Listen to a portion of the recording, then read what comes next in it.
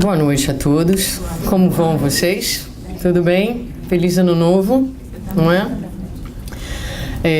Nós vamos falar hoje sobre o poder real. Na verdade, o título dessa palestra em inglês é It's a Message of Empowerment. E eu não tinha a menor ideia de como traduzir para o português, então eu criei um novo título. Você quer que eu venha para trás? Deixa eu ver se você consegue botar o pódio um pouquinho mais para trás. Sim, senhor. É uma ginástica. Tá bom? Ok. Então tá bom, pode deixar. Ok. Então, o poder real. E quando nós começamos a preparar a palestra, nós buscamos uma imagem. Como a gente sempre faz, que tivesse a ver de alguma forma com o nosso tema. E aí eu achei essa imagem no Prezi que eu gostei, porque ela me faz lembrar um pouco do ser humano enquanto uma individualidade que tem várias camadas. Espiritualmente, a gente sabe que nós somos corpo, perispírito, corpo espiritual e o espírito, mas também em termos do nosso mundo mental, nós temos o inconsciente, o subconsciente, o consciente. Então, de várias formas, a gente pode pensar no ser humano como um ser humano feito de camadas que tem um centro, né? E esse centro é o espírito imortal. E esse centro, ele irradia, ele é energia, e uma energia que irradia, uma energia que se projeta. Então, não é uma imagem. E depois eu olhei esses pontinhos aí em volta, e a minha associação de ideias foi que esse ser humano está dentro de um universo maior. Então, esse aí somos nós, né? Cada um de nós. E aí, depois disso, eu comecei a pensar nas maneiras em que Jesus esteve com a gente e na maneira com que Jesus nos atendeu nas nossas necessidades. Então, quando Jesus encontrava as criaturas no seu caminho, ele encontrava criaturas frágeis, fragilizadas, sofridas, e a primeira coisa que ele fazia era oferecer a essas criaturas a consolação. Então, tive que rir aqui um pouquinho, porque estou fazendo a palestra aqui e me lembrei do Marcelo falando que desde que a gente mudou para essa arrumação, parece aqueles ventiladores que vão assim para um lado e vão para o outro. Então, no meio aqui do meu raciocínio, me veio, tipo, obrigada, Marcelo, por essa mensagem, e me tirou a concentração, porque eu me senti exatamente fazendo isso. Mas, enfim. Então, voltando a Jesus e a alguma coisa mais séria, né? O Senhor, então, na nossa fragilidade, a primeira coisa que ele fazia era nos oferecer a consolação. Então, por exemplo, o Sermão do Monte, né? As bem-aventuranças. Então, bem-aventurados os aflitos, bem-aventurados os pacíficos, bem-aventurados aqueles que têm sede de justiça, bem-aventurados os que sofrem de uma forma ou de outra. Ele dá a consolação, porque vocês vão herdar a terra, porque o reino de Deus vos pertence. Então, para todo aquele que conseguir passar pela prova, pela dificuldade, sem murmurar, como diz no Evangelho segundo o Espiritismo, para estes, então, virá a consolação, virá a paz, que é a superação dos problemas e a superação de si mesmo. Mas logo depois que o Cristo consolava, ele também dizia às criaturas que muitas vezes se percebiam como vítimas, como desprovidas de recursos e de capacidades de solução dos problemas por si mesmas. Ele dizia para elas: mas deixa eu te dizer mais um pouquinho. Não só você é bem-aventurado, mas você também é poderoso. E como é que Jesus falou isso pra gente? Ele disse pra gente: vós sois deuses. Vós sois deuses, né? Ele disse pra gente: olha, vocês podem fazer tudo o que eu estou fazendo e muito mais. E muito mais. E nesse final de semana, em uma conversa telefônica, nós ouvimos de um companheiro essa frase: não há falta dos atributos de Deus em suas criaturas. Não falta em nenhum de nós as potencialidades divinas. Então, todos nós temos dentro de nós todas as sementes, a semente da sabedoria, a semente da bondade, todas as potencialidades de Deus estão em nós. Muitas vezes nós nos sentimos assim, um zero à esquerda. Muitas vezes nós nos sentimos carentes, como se nos faltassem os recursos para lidar com as dificuldades da vida, como se nos faltassem os recursos para lidar com os problemas. Parece que nos falta alguma coisa, não é? Parece que nos falta amor. Nós vivemos, como diz a Brené Brown, uma assistente social americana, dentro de uma cultura de escassez. Vivemos rodeados de uma abundância de recursos materiais, mas numa escassez de recursos internos, de recursos morais. Pelo menos é assim que nós nos sentimos. É assim que nós nos sentimos. O que não é verdade, nós temos sim dentro de nós todos os recursos. E não sou eu que digo isso. Jesus disse: vós sois deuses, podeis fazer tudo o que eu faço e ainda mais. Então, Jesus nos ensina, quando ele fala pra gente mais adiante, vós sois o sal da terra, vós sois a luz do mundo. Ele nos ensina sobre a nossa capacidade, sobre a nossa potencialidade. Mas a gente não se sente tão poderoso a cada dia, não é verdade? Muitas vezes a gente se sente assim, meio vazio por dentro, meio zero à esquerda. Para aqueles que já estiveram aqui comigo, já estão aqui com a gente no Conscious há algum tempo, já me escutaram contar essa história. Eu vou contar para vocês a história do zero. Alguns de vocês já ouviram a história.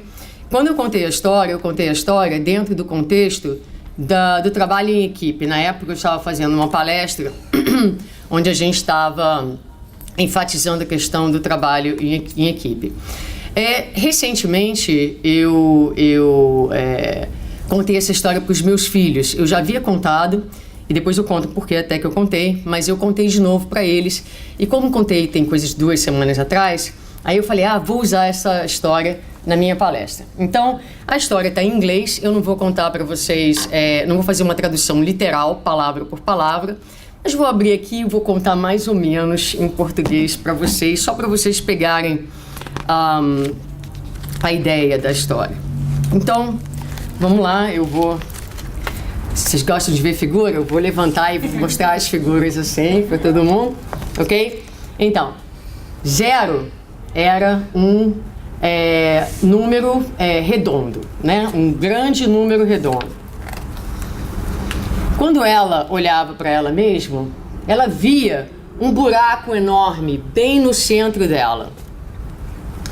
Todo dia ela olhava os números fazendo uma fila e ela queria também contar como os outros números contavam. Mas como é que um número que vale 0 pode contar? 0 se sentia vazia por dentro. Ela olhava para o número 1, se divertindo com os outros números. O número 1 era um número sólido, tinha umas esquinas quadradas. O 0 era grande, redondo e não tinha esquina nenhuma. Se eu fosse como número 1, aí sim eu poderia contar, ela pensou. Então ela começou a se esticar, a puxar daqui, a empurrar dali, a se tentar se endireitar. Ela fez força, ela tentou se achatar e finalmente ela se tornou 0. Ela suspirou. Se tornar como o número 1 era um grande exercício. O 8 e o 9 apareceram na cena. O 8 falou, olha, se você dobrar você mesmo ao meio, você vai ser como eu, o número 8. Aí o 0 começou a se contorcer e tentando virar um número 8. Aí o número 9 chegou e falou, olha, se você puxar uma perninha para baixo, você pode virar um número 9. E aí o 0 tentou esticar uma perna para baixo, tentou ser igual ao número 9, mas o 0 só podia ser o 0. Nós estamos a caminho de nos unirmos aos outros números. O 8 e o 9 falaram, venha com a gente, venha contar com a gente. O 0 se sentiu arrasado. 8 e 9 eram números de valor. Claro que eles contavam. Como é que eles poderiam saber como ela, 0, se sentia? 0 teve um novo pensamento. Talvez eu possa impressionar os outros números. Então eu vou pular, eu vou dar cambalhotas no ar, eu vou brilhar, eu vou fazer uma grande entrada. E aí ela começou a rodar rápido, mais rápido, deu um pulo, começou a voar igual um foguete e caiu bem em cima do 1, que caiu em cima do 2, do 3, do 4, do 5, do 6, do 7, do 8 e todos aterrissaram em cima do 9. Todos os números estavam torcidos. Ah, não adianta tentar, começou a chorar a 0. Eu nunca vou ter valor, eu nunca vou contar, ela disse.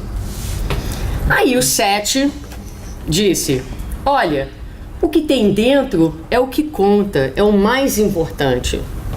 Aí o 0 olhou para ela mesmo e falou, mas se eu não tiver nada dentro de mim? Todo número tem valor, disse o 7. Abra-se e você vai encontrar um caminho. De repente, o 0 começou a ver tudo sob uma nova luz. 0 foi rolando até os números. Eu pensei de uma maneira que todos nós podemos contar ainda mais. Contar mais? Perguntou o número 4. Conte conosco, disse o número 7.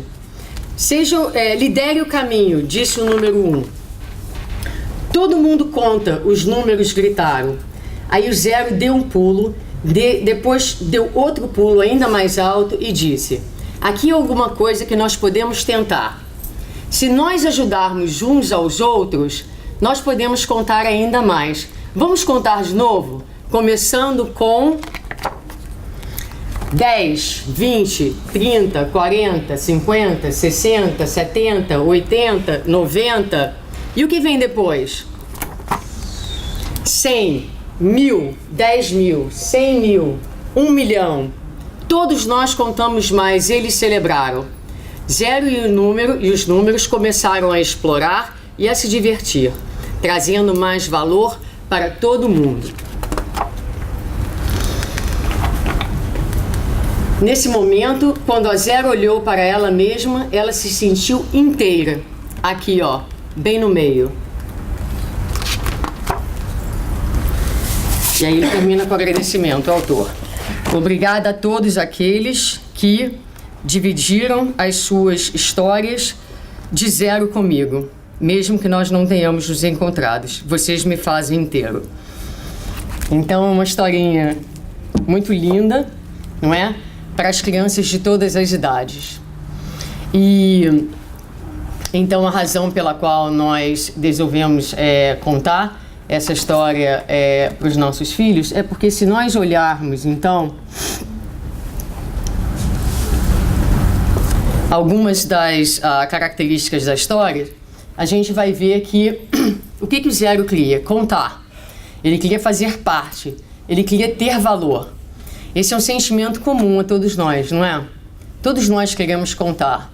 Todos nós queremos ser reconhecidos pelo nosso valor. E por que a gente quer ser reconhecido pelo nosso valor? Porque a gente não se reconhece por aquilo que é. Então a gente busca que os outros reconheçam algo que a gente mesmo não reconhece. Nós queremos que as pessoas nos valorizem porque falta a autovalorização em cada um de nós. Os sentimentos, ela se murchou, ela se sentiu frustrada, ela se sentiu sem valor. E o comportamento da 0 é um comportamento muito comum a nós também. O que ela faz? ela se compara com os outros números. Tem alguma coisa mais cruel que a gente possa fazer com a gente mesmo, como se comparar a uma outra pessoa, não é? Então, o espírito imaturo, o espírito infantil, não só ele se compara, mas muitas vezes ele quer ser o outro. Ele quer ser o outro. Então, por exemplo, o meu filho de 7 anos, ele tem um grande amigo, o melhor amigo dele, se chama Sebastian. Vive na minha casa, um menino, e é um menino que tem 1 ano a mais do que ele, um menino bem assim, os pais dão muita liberdade a ele, então ele sabe coisas que não são nem sempre próprias para uma criança da idade dele saber, mas o meu filho, Jake, o admira. A tal ponto que ele falou pra gente alguns dias atrás: eu quero ser metade eu e o metade Sebastian. Uma criança de 7 anos fala isso, mas a gente também, na nossa infância espiritual, às vezes quer ser o outro. Se eu pudesse ser metade daquela pessoa. Esquecendo de que quando Deus nos criou, Ele nos criou diferentes e únicos por uma razão. Porque você pode admirar uma pessoa dentro do movimento espírita. Você pode dizer: eu admiro o Divaldo Pereira Franco. Eu também. Mas eu vou te contar uma coisa para você. Tem alguma coisa em você, há uma contribuição sua, há uma missão especial sua, que ele não pode fazer. Nunca poderá. Nunca. Porque ele não se chama Suzana, não se chama Jara, não se chama Marcelo, e cada um de nós foi criado por Deus, porque cada um de nós tem alguma coisa especial a oferecer a este universo onde a gente vive. Para os olhos de Deus, Pai Criador, todos nós somos absolutamente importantes e únicos. Um dia todos nós seremos espíritos crísticos, com a mesma capacidade de amor, com a mesma capacidade intelectual e ainda assim únicos, insubstituíveis. Porque Deus não faz clonagem. Por alguma razão. Por alguma razão. Então a primeira coisa que a gente precisa pensar é isso. Eu sou único. Unicamente especial, unicamente bonito, unicamente importante neste universo de Deus. E parar de querer ser igual aos outros. Porque nós podemos ser tudo que nós quisermos. O que você admira hoje no Divaldo Pereira Franco está ao teu alcance, porque está dentro de você. É uma questão de tempo, é uma questão de prioridade, é uma questão de trabalho. Não há nada que você também não possa fazer em termos de amor, de caridade, de conhecimento. Nada. O potencial de amor que existe dentro dele é o mesmo potencial de amor que existe dentro de você. O potencial de perdão dele é exatamente o mesmo que existe em você. Então, todos nós temos esse poder. Outro comportamento, que é um comportamento de desamor, a comparação, querer ser como o outro, né? É quando a gente se exibe. A gente se exibe não porque a gente está querendo fazer as coisas direitinho, porque a gente quer melhorar, mas a gente não basta ser, como nós falávamos no domingo, nesses dias de hoje, pessoas ordinárias. Porque ordinário don't cut it anymore. É preciso ser extraordinário. Porque a gente acredita na nossa sociedade que se nós formos extraordinários, nós seremos mais amados. E aí a gente drena as nossas energias tentando ser excepcional. Excepcional. Excepcional aos olhos do mundo. Porque a gente acredita que só na excepcionalidade daquilo que a gente faz, a gente merece o amor. Quando na verdade Deus nos ama sem que nós façamos nada, Deus nos ama do momento em que fomos criados, simplesmente porque fomos criados por Ele.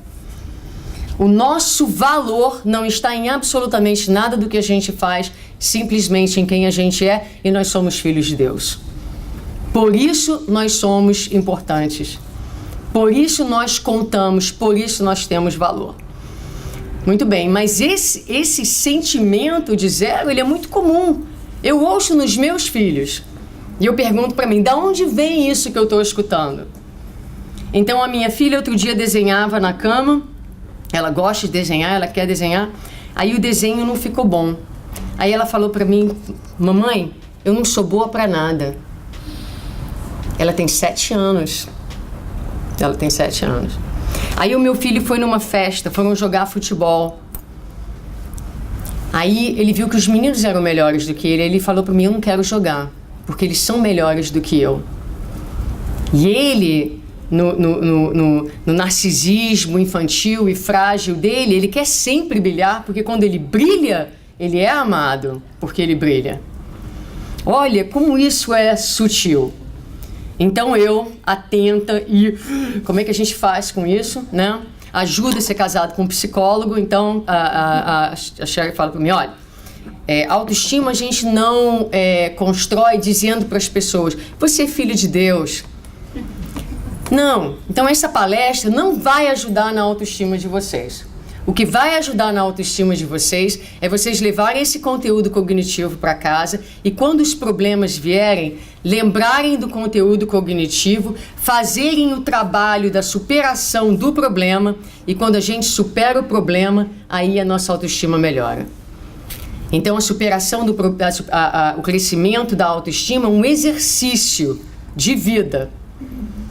Não adianta dizer para a pessoa com baixa estima, minha filha, não diz que você é feia, você é linda. Não diz que... A pessoa não vai acreditar, nem você acredita, na verdade. Não é? Não é assim, não é assim. Mas a gente fala, olha, né? Quais são os valores que a doutrina nos ensina? E agora vamos viver. E é na superação desses sentimentos, na vivência, que devagarinho a gente vai ganhando confiança. Confiança em nós mesmos. Muito bem. Também no Evangelho, segundo o Espiritismo, a gente encontra em diversas passagens personagens que trazem relatos de carência. Então, por exemplo, a mulher de Samaria, que vai ao poço tirar água, não é? Ela tinha sede. Ela estava num estado de carência. Sede de quê? De água?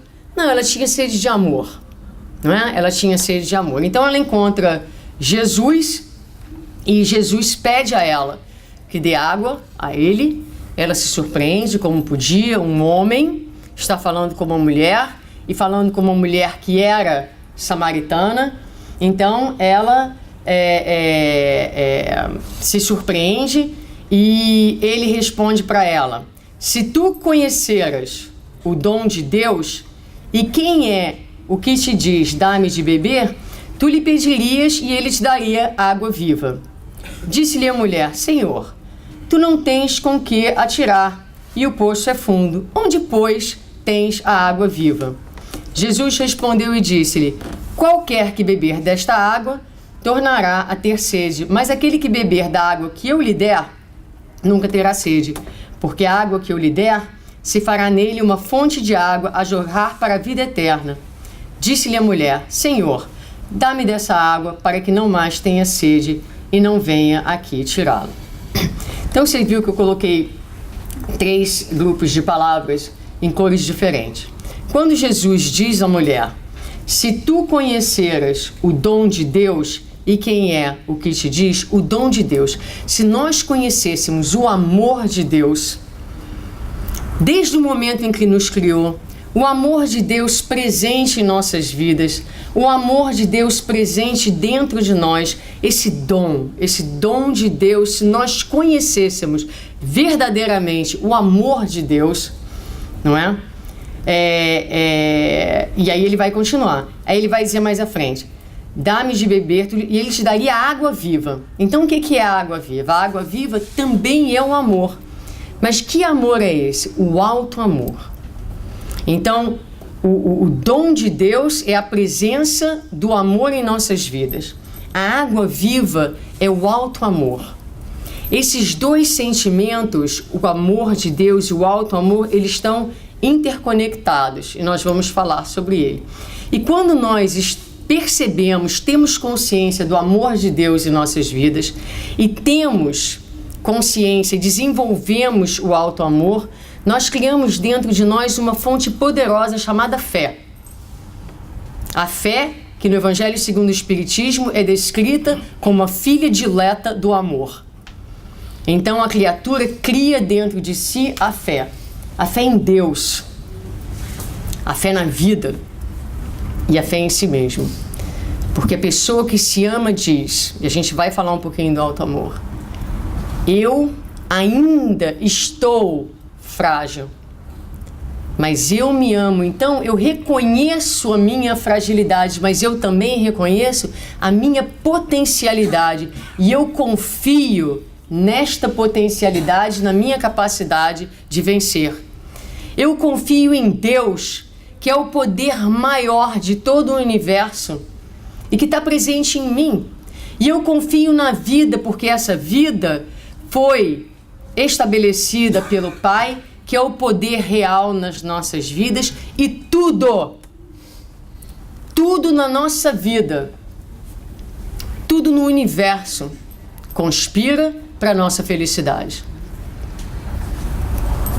Tudo que vem ao nosso encontro, todas as situações, todas as pessoas, no atendimento fraterno, muitas vezes a gente escuta as crises, às vezes dolorosíssimas, impensáveis, difíceis, mas é a vida, a mão amorosa de Deus, dizendo para a criatura, no dizer de Leon Denis, aquele que recebe aquela dificuldade é porque está pronto para ser promovido espiritualmente.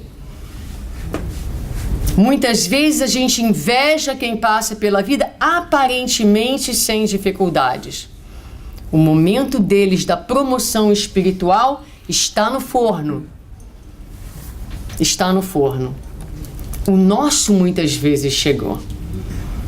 Tá lutando? Tá com dificuldade? Deus está trabalhando na sua promoção. Não é? Deus trouxe a prova. Como é que a gente passa de ano na escola? Alguém passa de ano sem fazer prova? Alguém é promovido? Ah, você é muito lindinho, vou te passar da primeira para a segunda série? Não.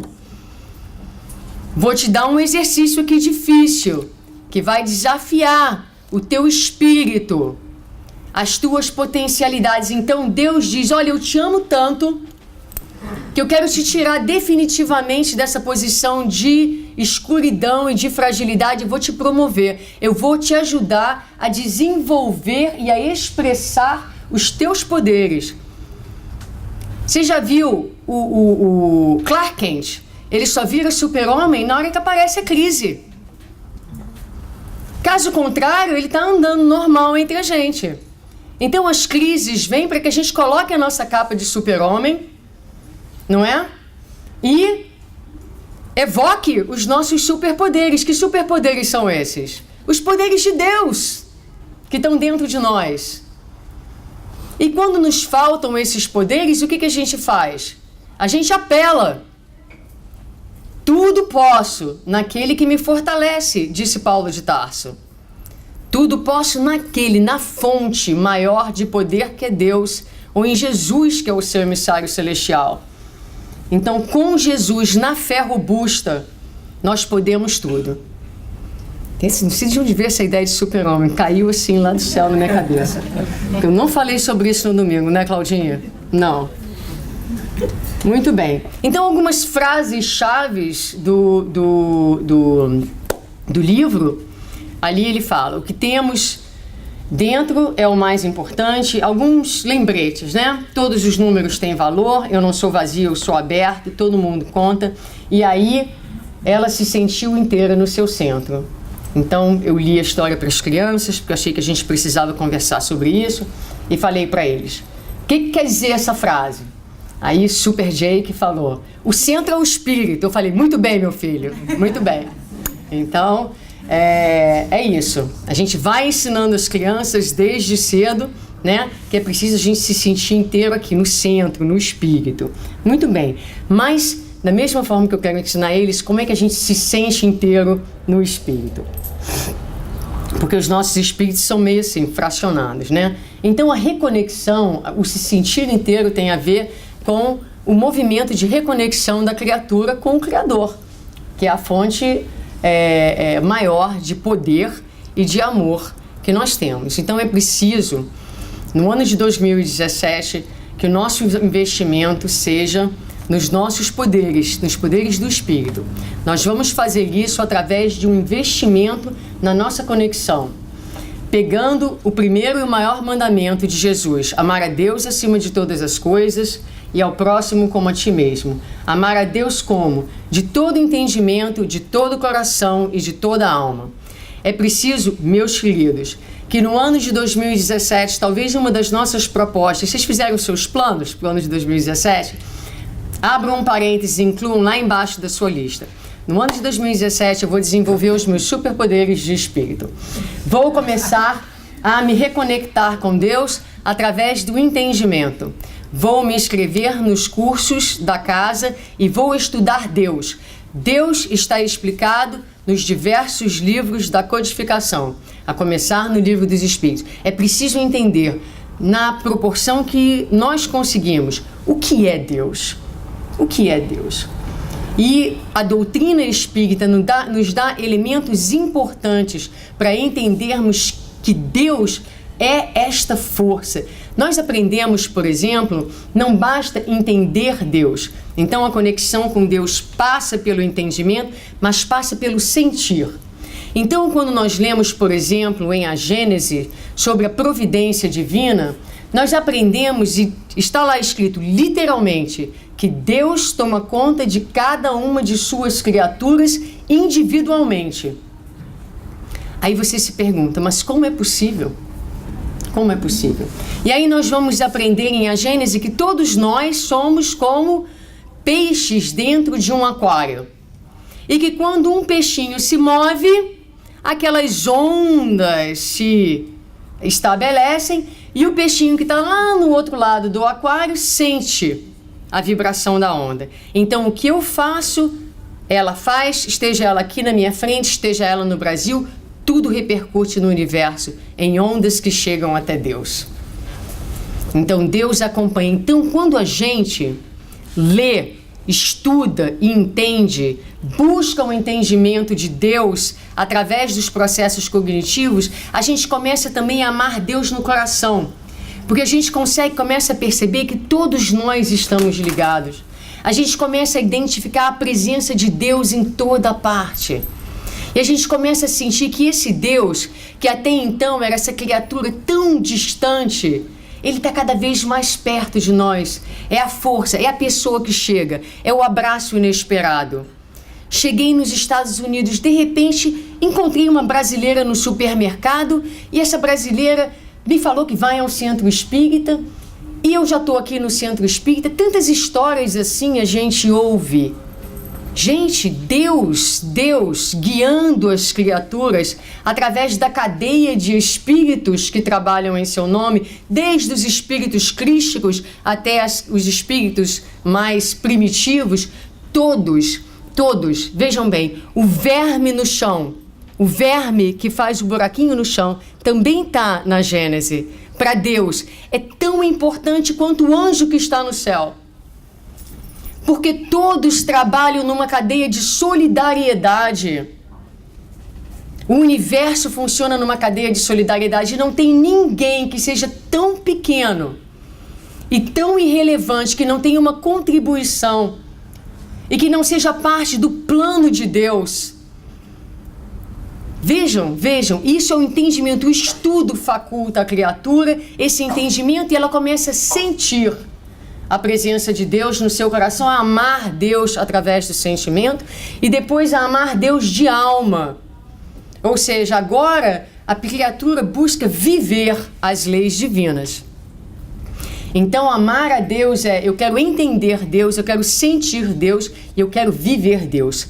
A gente vive Deus através das vivências das leis de Deus. Onde a gente aprende sobre as leis de Deus? As leis de Deus estão dentro do livro dos Espíritos. Eu posso fazer um teste para o pessoal que está no livro dos Espíritos, daqui a um tempo, uma dissertação sobre as leis de Deus. Quais são as leis de Deus? Não é? Mas vamos ver, vou dar um tempo para vocês estudarem as leis de Deus. E esse é um exercício. Então, quando nós encarnamos, a vida na Terra, nós somos dados, quando o Espírito é criado, a ele é dado uma missão. E essa missão se constitui de 2 exercícios igualmente importantes. Amar a Deus é um exercício e amar a si mesmo é o segundo exercício. Ao próximo é consequência do amor a Deus e do amor a si mesmo. E por que o amor a Deus e o amor a si mesmo são correlacionados?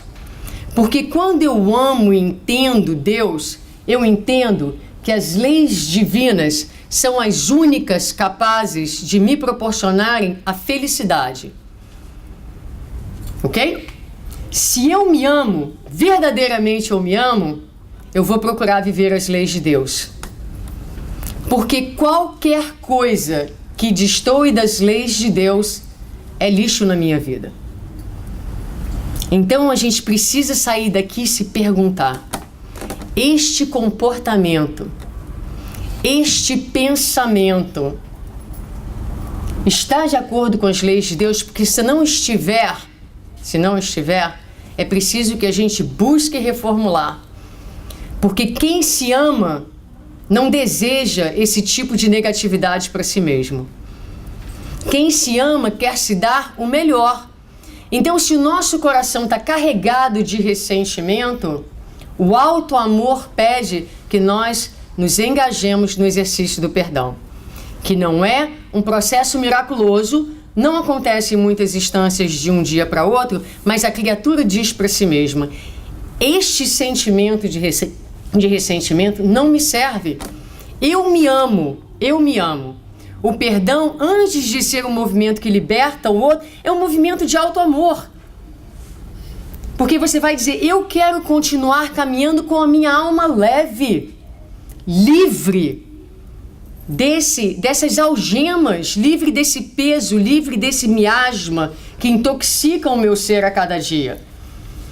Então, ainda que a gente não consiga perdoar imediatamente, a gente entra num exercício, numa jornada, numa trajetória na direção do perdão. É um movimento de auto-amor. Muitas vezes, na vida, nós tomamos determinadas atitudes para ir de encontro àquilo que o outro espera de nós. E não é necessariamente aquilo que nós gostaríamos de fazer, porque não é necessariamente aquilo que está alinhado mais com a nossa consciência. Mas porque a gente precisa desesperadamente do amor do outro, e porque a gente tem medo muitas vezes de perder um amigo ou de uma amizade, nós nos prostituímos moralmente. É pesado, mas é verdade. Todos nós, em níveis diferentes. E aí a gente se sente mal, porque a gente já não quer, mas a gente depende daquele amor, porque falta o auto-amor. Então, quando a gente tem o auto-amor, dentro de nós, a gente passa a levar uma vida onde a gente busca fazer as melhores escolhas para nós, certo? Então, aí reside o poder. Joana de Ângeles, para quem quiser ler sobre o auto-amor, eu recomendo esses 2 livrinhos. Amor Sempre, de Joana, e Garimpo de Amor. Os dois livros, eles têm um capítulo intitulado Auto-amor dentro deles. E muitas dessas reflexões são feitas em cima dos textos tirados desse livro. Então, resumindo, vou passar mais rapidamente, porque eu faço a palestra em inglês em 40 minutos. Em português eu me empolgo e eu fico sem tempo. Então, o auto-amor. Joana define o auto-amor.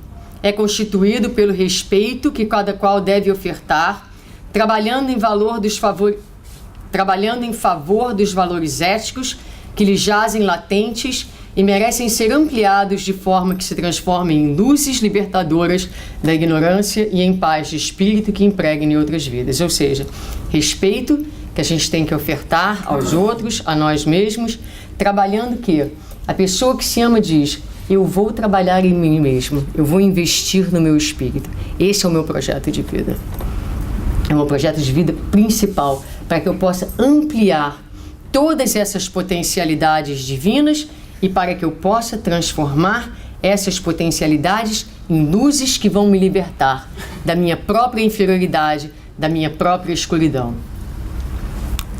E aí, mais adiante, ela vai dizer: o amor a si mesmo dá dimensão emocional sobre a responsabilidade que se deve manter pela existência. Ou seja, isso aqui não é um passeio, não é? Nós temos uma responsabilidade sobre a nossa vida e o tempo e o investimento que fazemos e sobre o esforço para dignificá-la a cada instante. Então, uma vida que é vivida na busca da dignificação dos nossos pensamentos, sentimentos e comportamentos é uma vida cheia de auto-amor, aprofundando conhecimentos e sublimando emoções, direcionadas sempre para as mais elevadas faixas da espiritualidade. E aí, ela coloca: a pessoa que se tem auto-amor, ela tem lucidez. Aqui, concretamente, algumas coisas para a gente pensar em termos de comportamento quando a gente sair.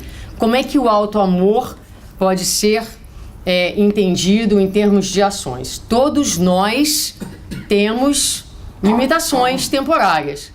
Então, a pessoa que se ama, ela tem lucidez, ela tem consciência dessas limitações.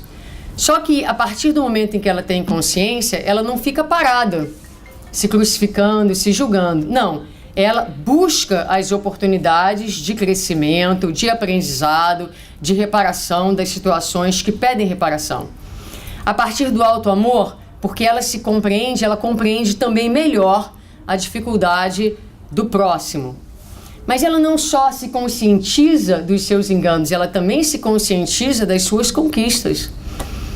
Não é pra gente sair bragging, não é? Se gabando, mas é pra gente dizer: olha, eu digo pra mim mesma, em 1997 eu era uma, em 2017 eu sou outra. Quem convive comigo pode atestar. Pergunta ao Marcelo. Mas a sua voz continua mesmo? A minha voz continua a mesma. Pois é. Se hoje eu sou difícil, eu já fui muito mais difícil. Não é? O pessoal tá só balançando a cabeça. Esse é o meu grupo, a minha casa, onde eu trabalho. Onde todos os dias, obrigada pela caridade de vocês de me aturarem. Mas a gente tem que dizer: puxa, eu tô melhor. E aproveitar essa melhoria para dizer: puxa, se eu conseguir caminhar até aqui, então deixa eu ter esperança de que em 2027 eu vou estar ainda melhor. Não é? Então o auto-amor, ele olha para as limitações, pega as limitações e fala: tudo bem, aqui está minha área de trabalho.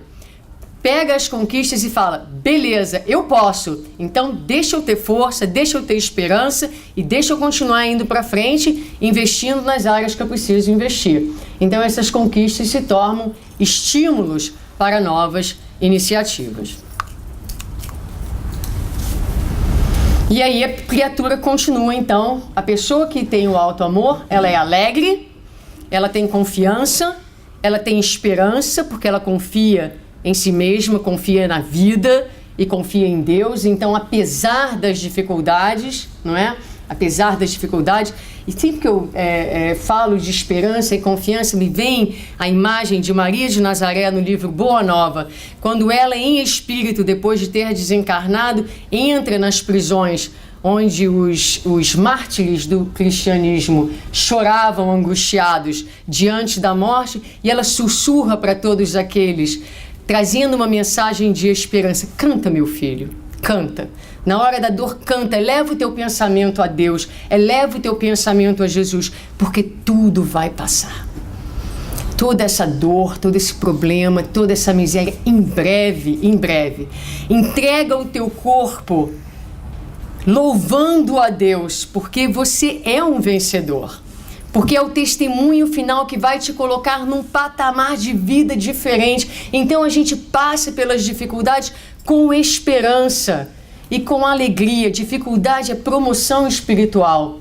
E aí ela conclui dizendo: o amor a si mesmo desempenha uma ação autoterapêutica, porque liberta dos conflitos de autopunição, de autocensura e de autocompaixão.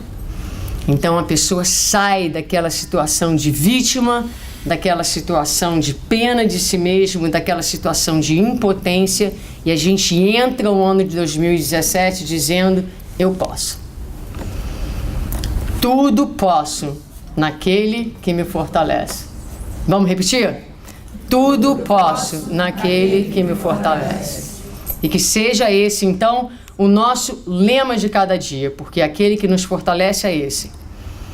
É esse que em momento nenhum deixou de lado o alto amor. Ele é o exemplo máximo de alto amor, a nossa referência.